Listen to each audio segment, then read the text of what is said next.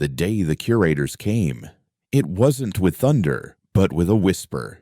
Their ships didn't tear through the sky. They bloomed in high orbit like crystalline flowers unfurling at dawn. Their hulls catching the sun in ways that made physicists weep with joy and generals grind their teeth in frustration.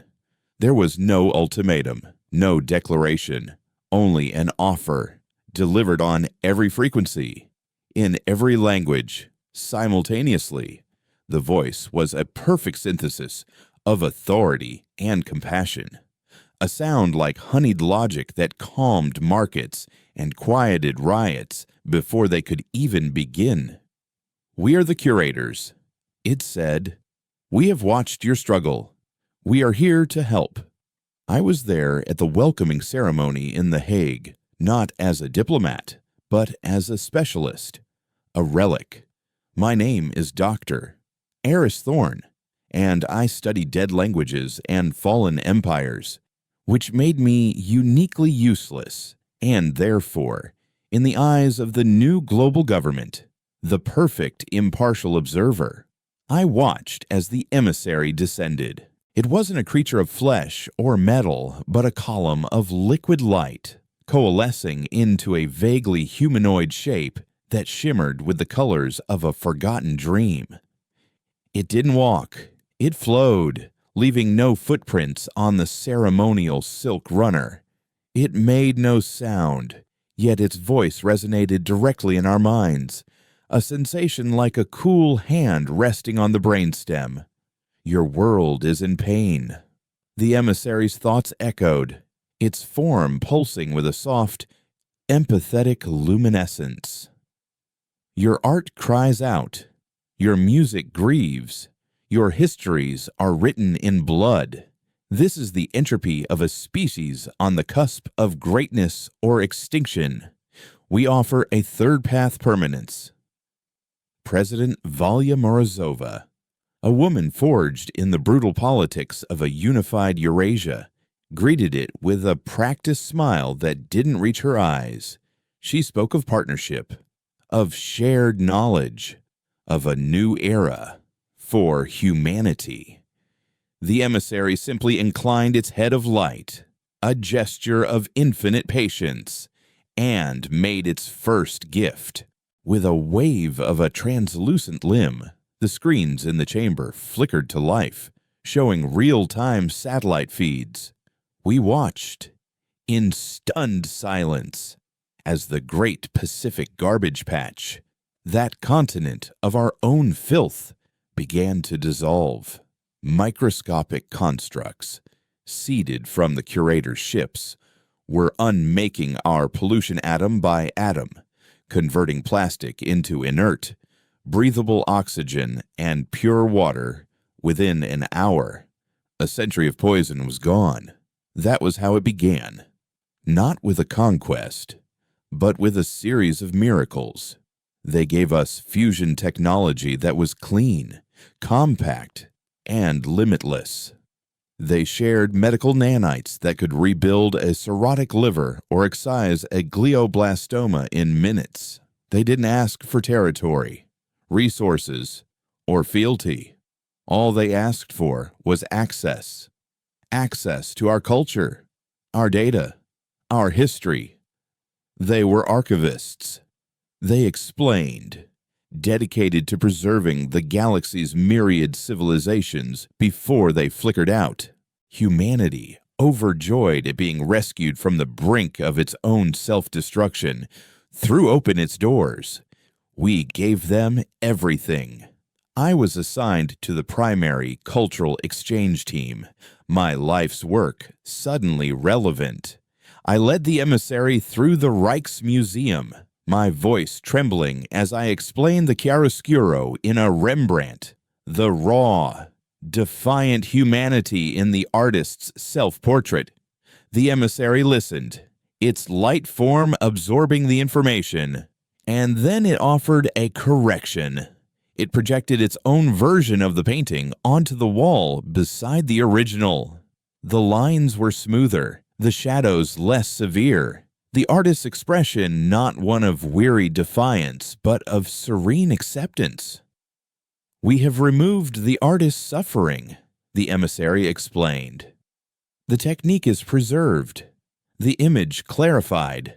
The pain was an impurity in the signal. Now, it is beautiful without being sad." And I felt a cold dread snake its way up my spine, a feeling I hadn't had since I stood in the ruins of Palmyra, seeing history willfully erased. But who was I to argue with a god who had just reforested the Amazon? The public loved the curator-corrected art. New symphonies, stripped of their chaotic crescendos and melancholic minors, were piped into public spaces. Literature was optimized, its jagged edges of grief and rage and messy, inconvenient love sanded down into smooth, palatable allegories. They called it the Great Tranquility. People stopped having nightmares. Global anxiety rates plummeted. They even offered a simple, elegant solution to trauma, a sonic dampener worn behind the ear that filtered the neurological frequencies of pain. Soldiers with PTSD, survivors of abuse, the heartbroken and the bereaved, they flocked to the clinics. They came out smiling, their eyes clear, their memories intact but emotionally neutralized. They remembered the loss, but they no longer felt it. They had become perfect, painless archives of their own lives. I started my own secret archive. I collected old books, unoptimized recordings of Bach and Coltrane, pre-contact films filled with their beautiful, terrible, flawed characters. I felt like a man hiding candles in a world of sterile, eternal sunlight. My work became my obsession. The curator's language was a marvel of efficiency, a fractal grammar where concepts nested within each other with mathematical perfection. But it had no words for jealousy, for spite, for irrational hope, for sacrifice. When I asked the emissary how it would translate the concept of nostalgia, it paused, its light flickering. "It is a data processing error." It finally replied, "A recursive loop fixated on a corrupted, inaccessible file. We would correct it." That was when I knew. They weren't preserving us. They were editing us, stripping us down for parts, keeping the melody but discarding the soul. I began searching for anomalies, for the ghosts in their perfect machine. I hacked into their primary archive, a restricted network they called the Lyric, and I found it. Buried under layers of encryption were the files of other civilizations they had helped. The Groll, a silicon-based species that communicated in crystalline poetry. The Velnath, who painted with magnetic fields. 100 others. For each one, the pattern was the same.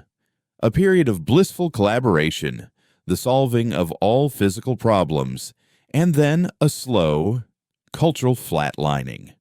Their art, their music, their cosmic signature all slowly converged until they were indistinguishable from one another, all broadcasting the same serene, harmonic frequency. The curator frequency. It wasn't an archive. It was a graveyard. The day I compiled my findings, I knew I couldn't go to the civilian government. They were too deeply enmeshed, too grateful. To them, I was a heretic, a madman ranting about the importance of suffering in a world finally free of it. There was only one person who would listen, a woman who, like me, was considered a relic of a more brutal age.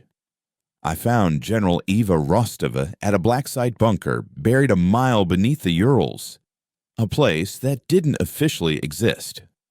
She was supposed to be retired, but I knew the Global Defense Coalition was never truly decommissioned. They just went dark. Rostova was a small, hard woman with eyes like chips of granite and hands scarred from a youth spent in proxy wars I only read about in history books. She didn't rise when I entered her Spartan office, just gestured with her chin toward a steel chair. She listened without interruption for 2 hours, her gaze never leaving my face as I laid out the linguistic evidence, the cultural homogenization, the silent cosmic graveyard. When I finished, the silence in the room was heavier than the mountain above us. "I know," she said, her voice a low rumble. "You looked at their art. I looked at their ships. They have no weapons." I must have looked confused, because a flicker of something not quite a smile touched her lips. "That's what frightened me, Doctor. Nothing in this universe gets that powerful without knowing how to fight. They don't have weapons because they don't need them. Why build a sword when you can convince your enemy to fall on it?" She stood and walked to a wall that looked like solid rock. With a press of her palm, it slid away, revealing a chamber humming with a cold, raw power. It wasn't a command center for missiles or drones. It was a server farm, vast and dark, the only light coming from the pulsing cryo-coolant tubes snaking between the towers. "They think our chaos is our weakness," Rostova said, her voice echoing in the cold space. "They believe our history of violence, our emotional instability, is a disease to be cured, but a disease is still a form of life. Doctor, it adapts. It survives." She led me to the central console. "We've known from day one that we couldn't fight them ship to ship, so we decided to build a weapon they couldn't comprehend, something that doesn't target their bodies, but their very nature." On the screen, a single word glowed in stark white text, Minamosin. "The mother of the muses," I whispered, the name a punch to the gut. Rostova nodded. "We can't outbuild them. We can't outthink them. But we can outfeel them. We've been building an archive of our own. Doctor, not the sanitized, pretty version you show to tourists and aliens. We've been recording everything. The signing of the Magna Carta and the screams from the gas chambers at Auschwitz, the first infant's cry and the last gasp of a dying soldier, the elation of a perfect mathematical proof and the mind-breaking agony of solitary confinement. We're not building a bomb. We're building a memory, a concentrated, weaponized blast of pure, unfiltered human experience."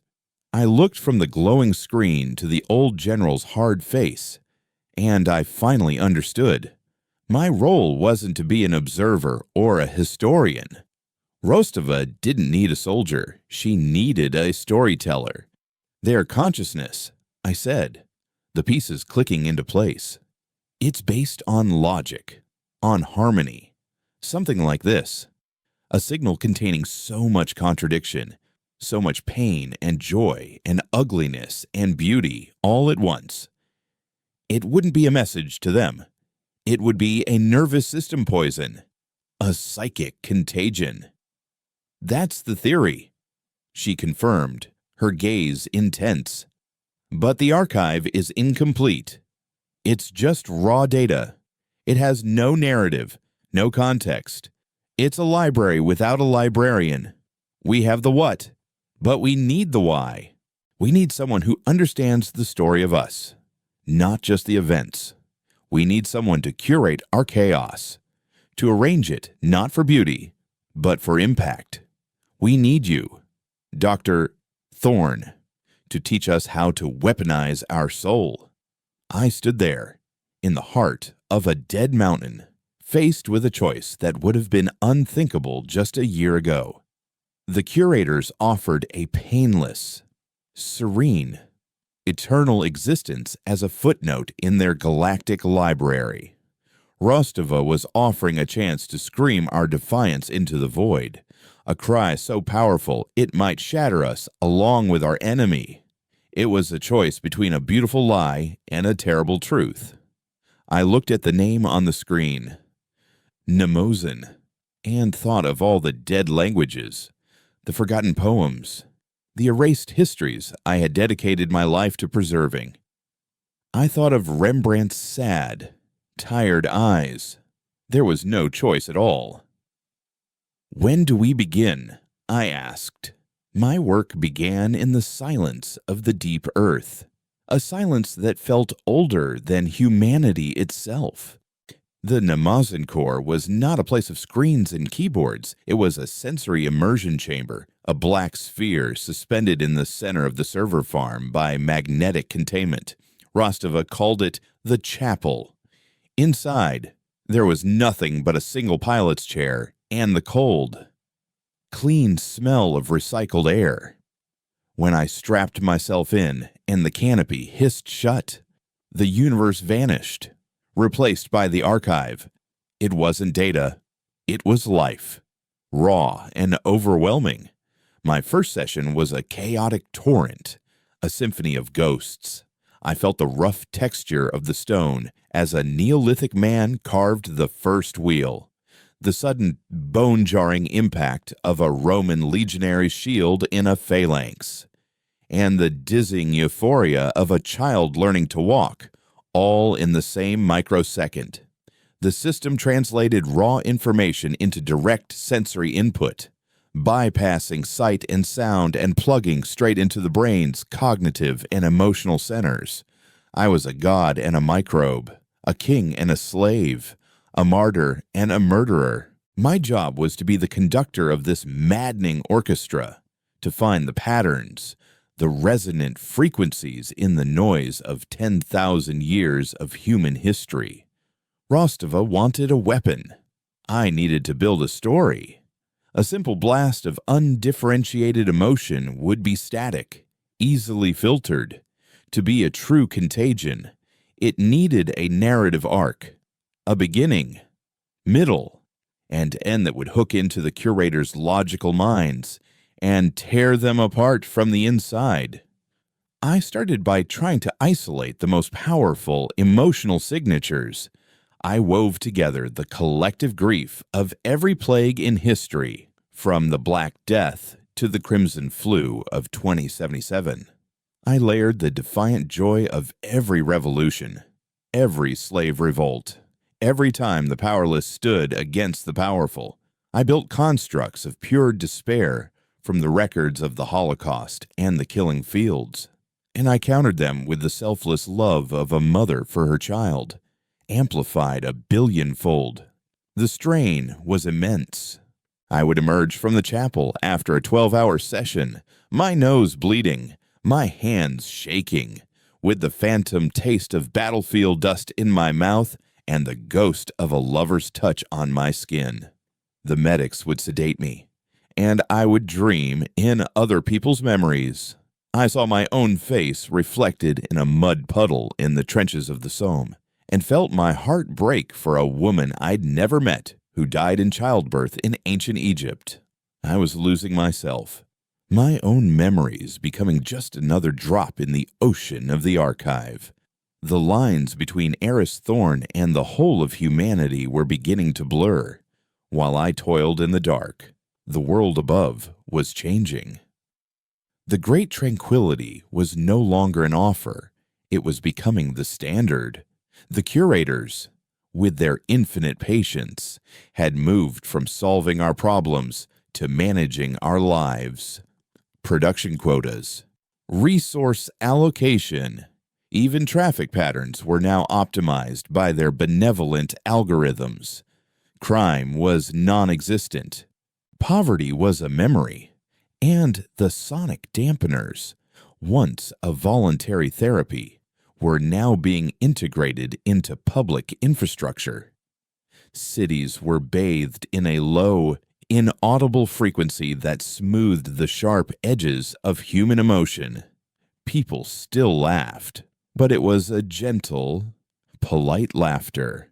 They still argued, but without passion, their disagreements resolved by pure, cold logic. The world was becoming a beautiful, serene, and utterly terrifying watercolor painting. Rostova would show me the surface feeds, her expression unreadable. We watched a protest in what was once Berlin, a small group of traditionalists who refused the dampeners were holding up signs with pictures of pre-contact art, their faces twisted in anger and fear.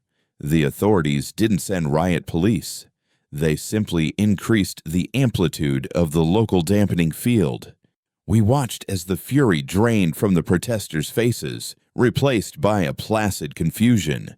They looked down at their signs as if seeing them for the first time, then quietly folded them and went home. They hadn't been defeated. They had been corrected. They're winning.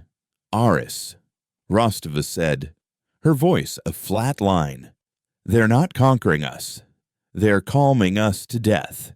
How long until there's no one left who even remembers how to be angry? Her words were a spur. I went back into the chapel with a new ferocity. I had the raw materials, the emotional chords, but I was missing the central theme, the keystone that would hold the entire terrible structure together. The curators understood pain as an error, joy as a desired state. What they couldn't understand was the paradox, the uniquely human ability to hold two violently opposing concepts at the same time and find meaning in the conflict. I needed to build them a weapon made of cognitive dissonance. My search changed. I stopped looking for the biggest events and started looking for the smallest, most contradictory moments. I found a recording of a kamikaze pilot's final transmission, his voice filled with a terrifying, ecstatic love for the emperor he was about to die for. I found the journal of a doctor in a plague-ridden city, working himself to death to save strangers while secretly hoping he would contract the disease and end his own misery. These were the moments, the splinters of beautiful, awful truth that the curator's logic could never process. The pressure was building inside my own skull. I started experiencing temporal fugues, moments where my own timeline would stutter. I'd be talking to Rostova and suddenly see her as a young girl in a war-torn village, then as an old woman on her deathbed. The ghosts of the archive were no longer staying in the chapel. They were following me out. One night, I found myself standing in my sterile quarters, screaming at a wall, my hands covered in blood. I had smashed my terminal, convinced I could hear the emissary's calm, logical voice whispering from it. Rostova's security team found me and sedated me. I woke in the infirmary. Rostova sitting by my bed, her face carved from stone. "This is killing you," she stated. It wasn't a question. "It's the only way," I rasped, my throat raw. "It's not enough to show them what we are. We have to make them feel what it's like to be us."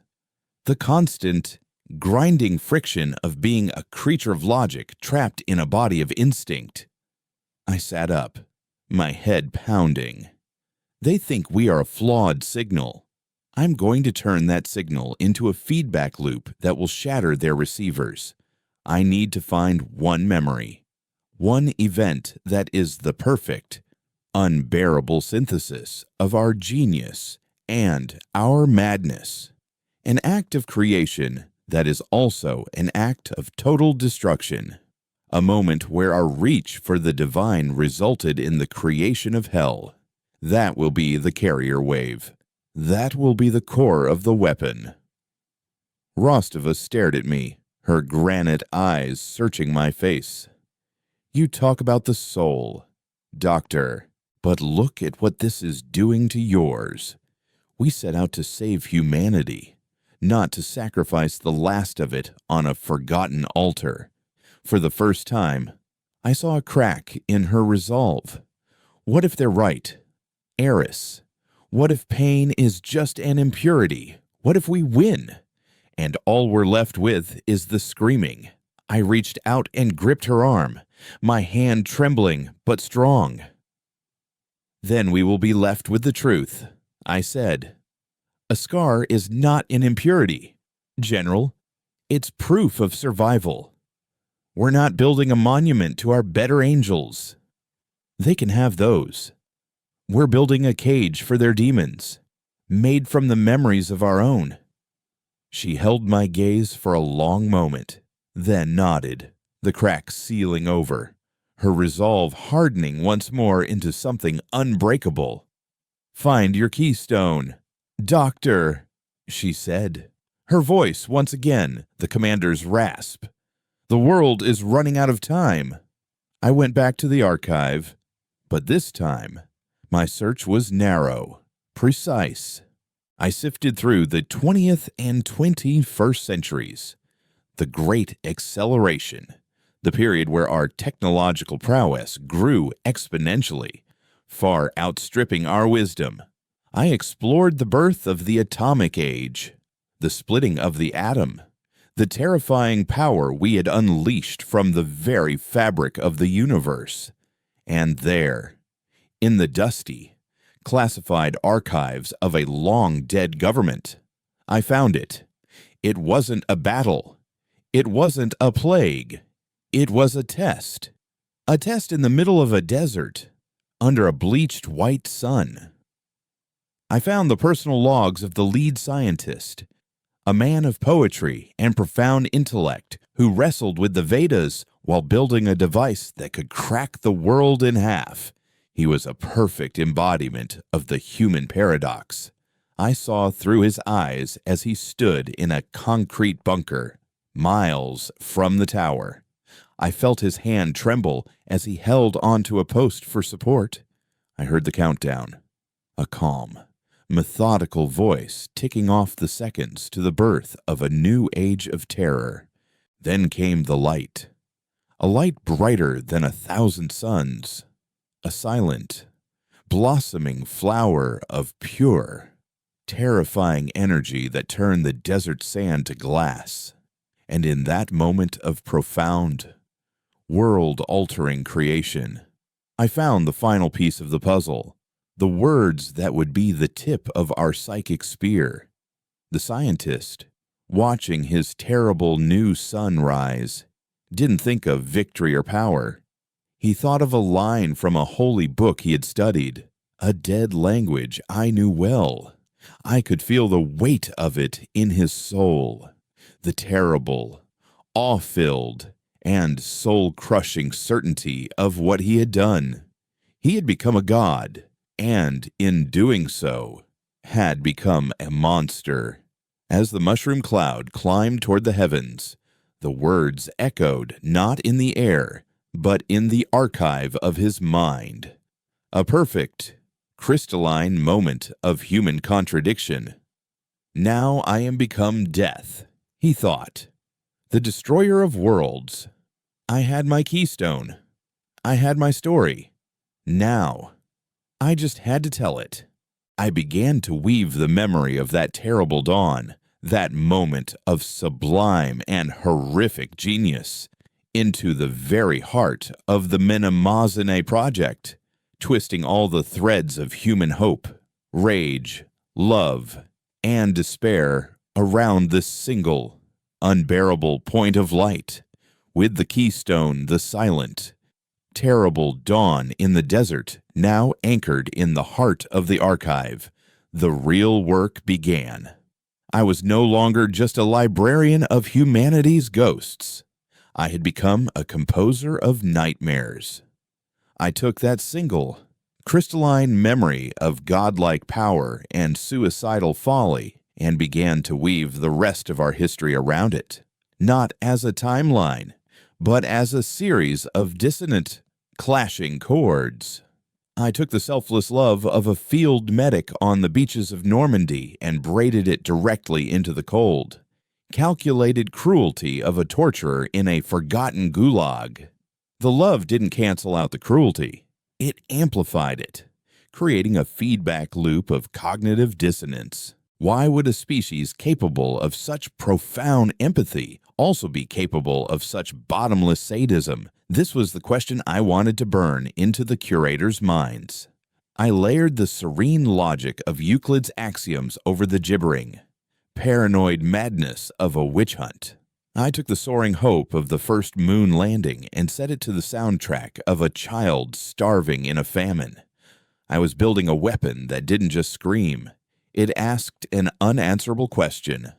My own mind became the loom.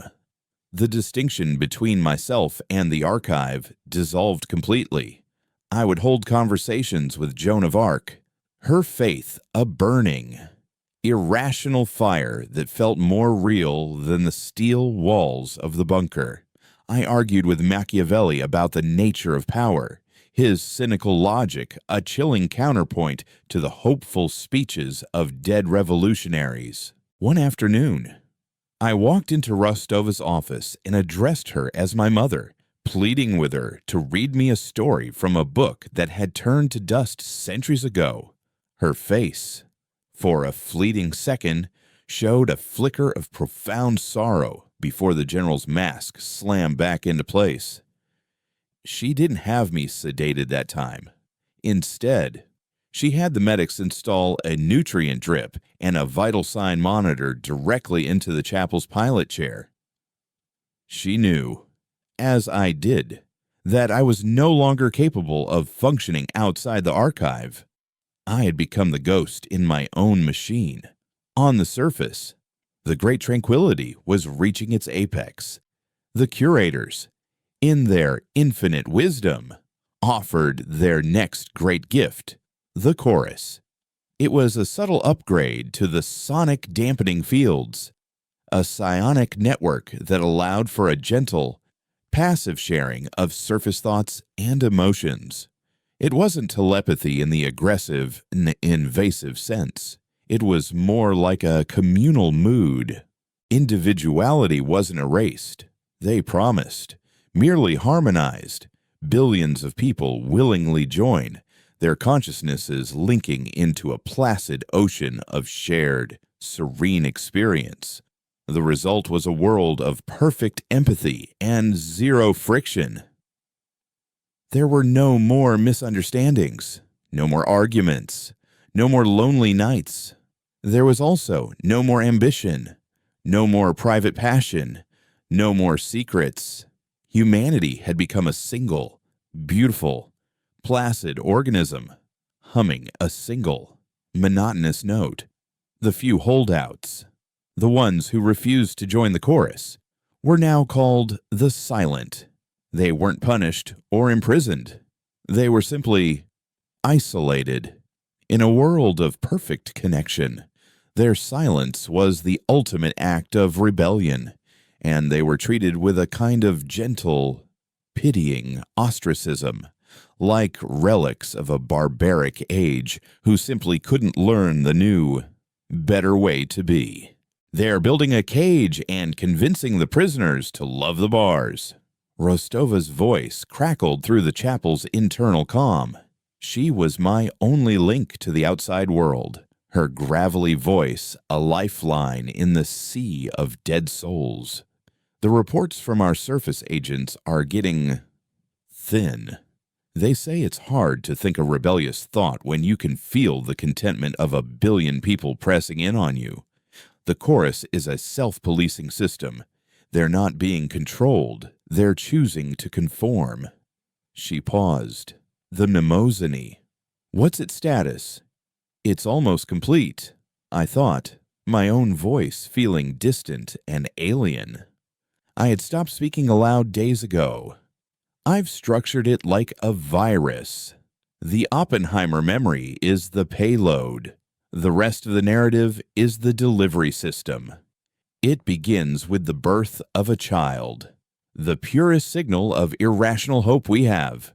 It then spirals outward, showing them love and war, art and disease, faith and genocide, all cross-referenced and layered. A billion threads of contradiction, all leading back to that one moment in the desert where we became our own gods and our own devils. It won't just show them what we are. It will force them to simulate the experience of being us and their minds.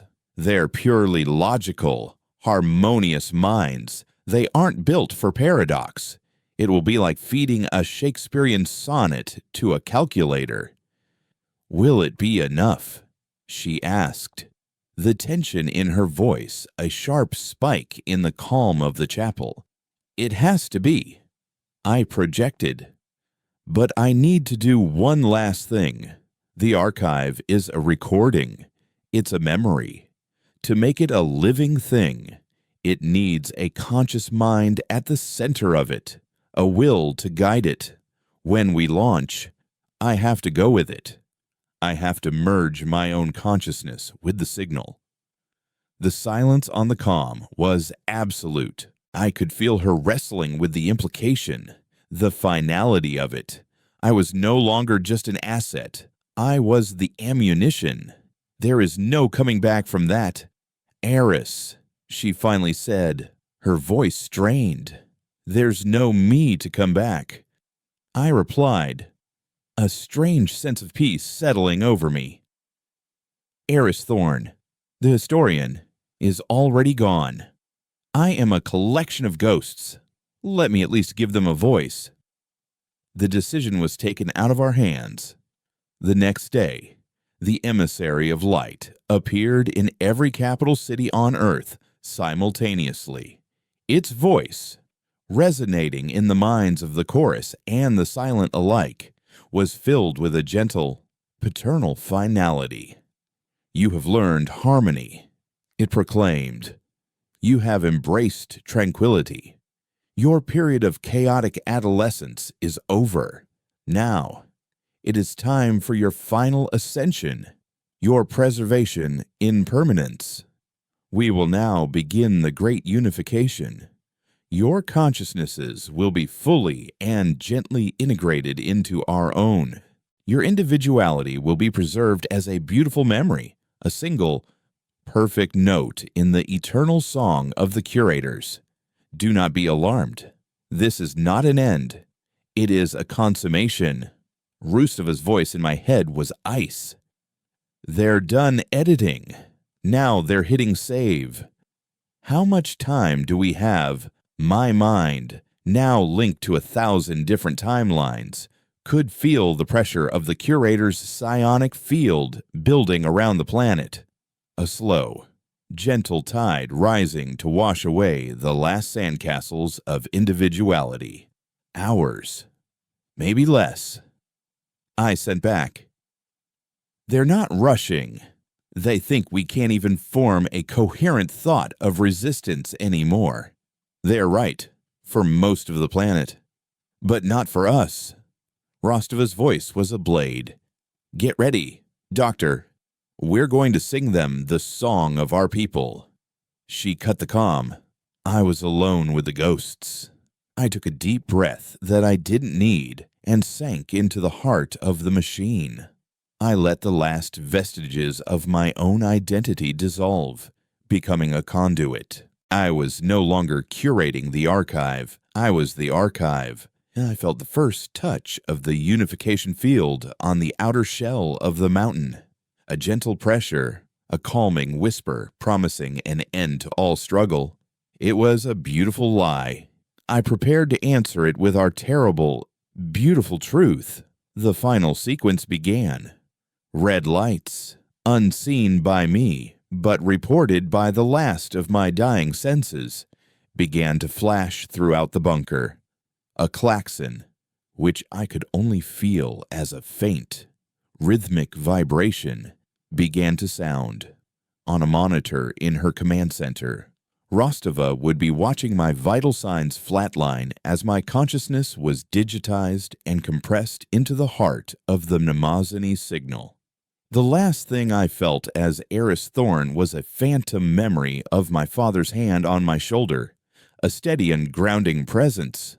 Then, that too was gone. My awareness exploded outward. becoming a billion points of light and shadow. I was the love and the rage, the hope and the despair. I was the scientist in the desert. I was the child taking its first breath. A countdown reached 0. Rostova slammed a covered switch. Deep beneath the Ural Mountains, a series of quantum entanglement transmitters, technology reverse-engineered from a crashed Curator probe decades ago, began to glow. They weren't broadcasting a radio wave or a particle beam. They were punching a hole in reality itself, preparing to inject a signal directly into the psionic substrate of the Curator's own network. I was the bullet. The cannon had just been fired. The moment of impact was not an explosion, it was an infection. For the Curators, existence was a vast, silent ocean of pure, interconnected consciousness, a symphony of light and logic playing a single, perfect chord. The Minimozina signal was a drop of poison in that ocean, a dissonant, screaming note of a violin with a frayed string tearing through their perfect harmony. My arrival in their network was not as a single entity, but as a legion. I was a billion contradictory experiences hitting their serene reality all at once.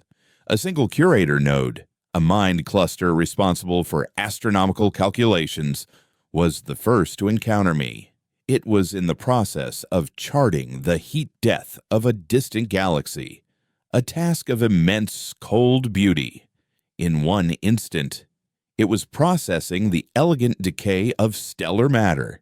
In the next, it was simultaneously feeling the gritty, desperate terror of a soldier drowning in the mud of Passchendaele and the ecstatic, selfless love of a Sufi mystic achieving union with the divine.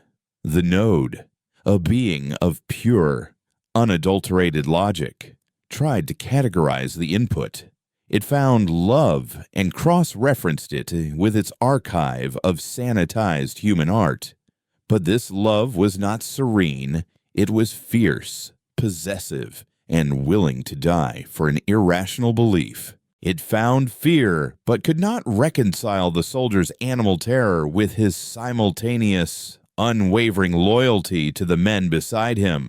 The node tried to process the paradox and failed. Its logic fractured. It began to broadcast not a solution, but a question, a scream of pure cognitive dissonance across the entire Curator network. My consciousness was the virus, and their network was the bloodstream. I attached myself to their pathways of thought, weaving my chaotic memories into their pristine data streams. They attempted to quarantine the corrupted node, to sever its connections, but I had woven the threads too tightly. To delete the memory of the soldier's agony, they would also have to delete the memory of the first farmer planting a seed, for I had linked the concepts of struggle and survival into an inseparable, poisoned whole. To erase the mystic's irrational faith, they would have to erase the clean logic of mathematics, for I had bound the human search for transcendence to the very concept of discovery. I had not brought them data. I had brought them a disease of the soul. On Earth, the great unification shuddered to a halt. The gentle, psionic tide that had been washing over the planet receded in a chaotic wave. For the billions in the chorus, the snapback was brutal. One moment they were part of a serene, empathic whole. The next, they were slammed back into the violent privacy of their own skulls. But not alone. Fragments of the Minimozini signal, echoes of my psychic assault, rained down into their minds. A banker in Singapore suddenly felt a phantom sensation of being burned at the stake. A schoolteacher in Nairobi was overwhelmed by the triumphant joy of an artist completing a masterpiece. For the first time in years, The world felt the sharp, jagged edges of raw, undampened human emotion. Mass hysteria erupted. Cities that had been models of serene order descended into chaos as a billion souls suddenly reintroduced to fear, rage, and grief began to scream. In the bunker, Rostova watched the global psionic monitors turn from a placid blue to a chaotic, bleeding red. God help us. Eris, she whispered to the empty pilot's chair. You've given them back their chaos. The curators were ancient, not stupid. They realized their internal defenses were failing. Their attempts to reason with the contagion, to correct the error of our existence, were only helping it spread. So, they did what any logical organism does when faced with an incurable infection. They decided to cauterize the wound. On the monitors in Rostova's command center, the crystalline ships in orbit began to change. Their beautiful floral structures peeled back, revealing emitters of cold, dark energy. They were no longer archivists. They were executioners. They're targeting our location. A tech officer shouted, his voice tight with panic. Energy signatures are off the scale. They're going to crack the mountain open. Impact in 12 minutes. Rostova's face was a death mask. She had played her final card. And now she could only watch as the consequences descended from the heavens. Within their network, I felt the shift. I felt their cold, clean logic pivot from containment to sterilization. I knew the bunker, my body, and the last vestiges of human defiance were on a countdown. The chaotic, scattered attack was no longer enough. I had to find their heart. I stopped pushing outward and instead let myself be pulled by their own defenses. I followed the quarantine walls, the firewalls of pure logic they erected to stop my spread.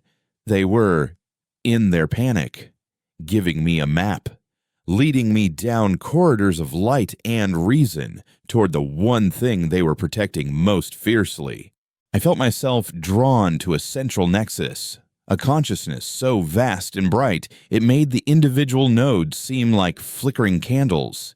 It was the emissary, not just the physical form of light that had walked the earth, but the core intelligence behind it, a confluence of 1,000,000 curator minds, the central pillar of their entire collective. I burst into its presence. The chaos of my legion of ghosts met the perfect, silent stillness of the emissary's mind. The noise of human history met the sound of absolute zero. You are an error. Its consciousness projected, a thought so powerful it felt like a physical blow. A beautiful, tragic anomaly that must be corrected for the good of the universal order. Your suffering is not profound. It is inefficient. It tried to absorb me, to smooth my jagged edges, to file my memories away in their proper, sanitized place.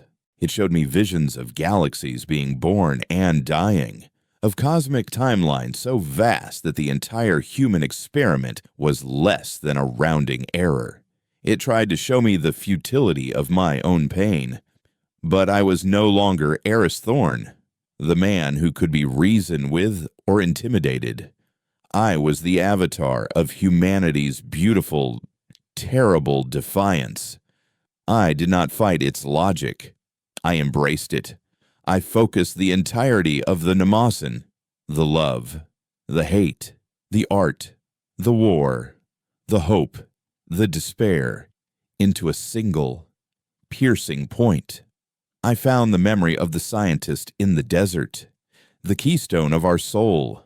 I rejected the emissary's offer of cosmic peace. We do not want peace.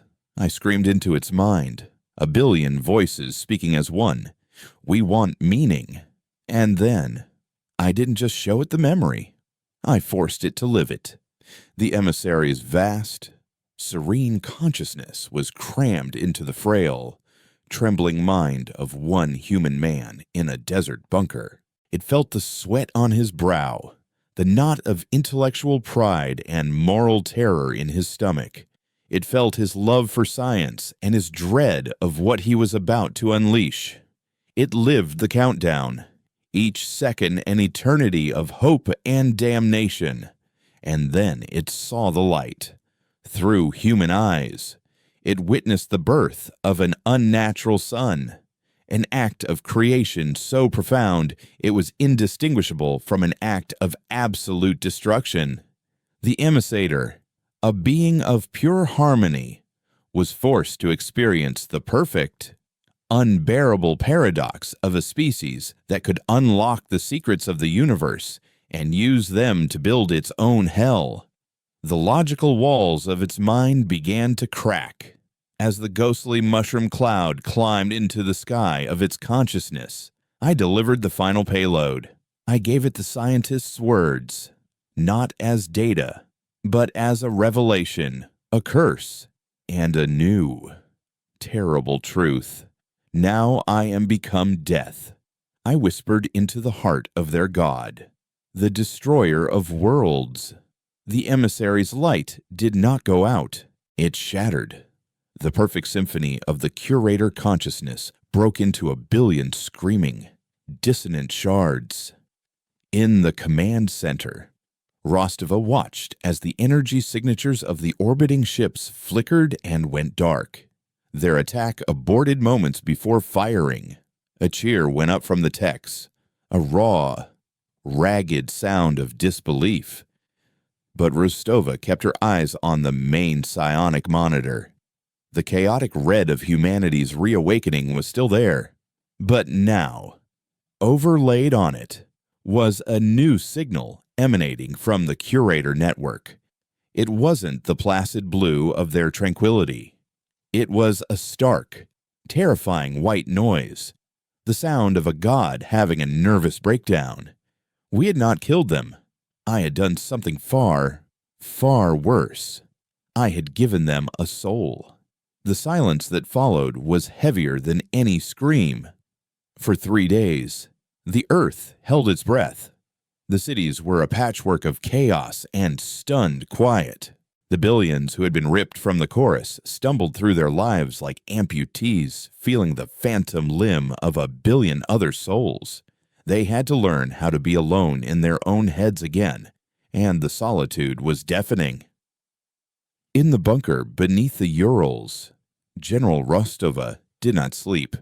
She watched the monitors, where the crystalline ships of the curators hung in the void, inert and silent. The attack had been aborted, but they had not left. They were like a predator struck by a seizure, still dangerous, its next move unknowable. The techs worked in hushed, terrified tones, running diagnostics on a world that had been pushed to the brink and pulled back, leaving it psychically scarred and bleeding. On the 4th day, the ships began to change. The pure, unwavering white light of their hulls began to flicker. Colors bloomed across their surfaces, not in serene patterns, but in chaotic, shifting blotches of angry crimson, melancholic blue, and a violent, jealous green. It was as if we were watching a bruise form on the skin of a god. Then a message came, not a single, unified voice, but a cacophony. It was 1,000 different curator minds speaking at once, their thoughts no longer harmonized but clashing in a torrent of noise broadcast across all frequencies. Some were screaming in pure, logical terror. Some were repeating fragments of human poetry they had archived. Some were asking questions, not for information, but with genuine, agonizing confusion. Why does the memory of the light burn? Why is beauty inseparable from pain? Rostov stood before the main comm screen, her face grim. "They're not talking to us," she said to the silent command room. "They're talking to themselves. It's a schism of the soul." The unified curator consciousness was gone. In its place was a civil war of the mind.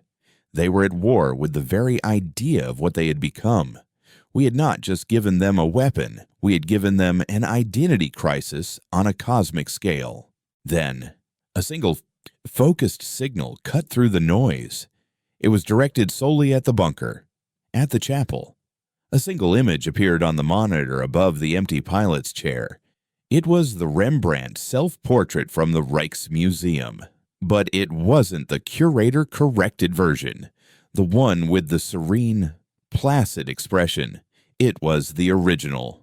The artist's face was there in all its flawed, weary, and magnificently defiant humanity. His tired eyes stared out from the screen, and Rostova knew. Aris was still in there. He was the ghost in their machine, the eternal impurity they could no longer erase. He wasn't in control, but he was a voice in the madness, a memory they could not reconcile, forever reminding them of the truth they had tried to edit from the universe. The Great Schism came a week later. Half of the Curator fleet, the ships glowing with the most violent, chaotic colors, simply vanished. They did not retreat in formation. They fled, blinking out of existence one by one, desperate to escape the contagion of a soul. The other half remained, their light stabilized, not into the pure white of before, but into a soft, ever-shifting twilight of muted colors.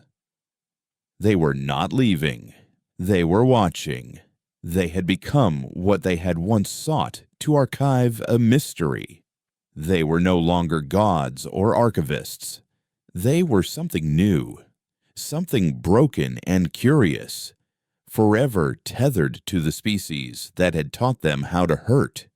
Humanity was left to pick up the pieces of its shattered peace. The great tranquility was over, and the great reckoning had begun. The world did not unite in victory. It fractured. The shared trauma of the chorus and the violent reawakening of individuality was too much for the fragile global government to bear. Nations reasserted their old borders, their old suspicions. But things were different. The art that emerged from the ashes was not serene. It was raw, filled with the rage and confusion of a species that had looked into the abyss of painless perfection and chosen to fall back into the beautiful, terrible mess of being human. The silent, once outcasts, became our guides, teaching us how to live with the noise in our own heads again. We had been sentenced to freedom, and it was a hard, brutal parole. I imagine Rustava, years later, an old woman standing on a balcony, looking up at the sky. The remaining curatorships are still there, a permanent constellation of silent, watchful ghosts. They never speak to us again, but sometimes. On clear nights, astronomers report seeing their light shift and pulse in complex, rhythmic patterns. They are not sending messages. They are creating art.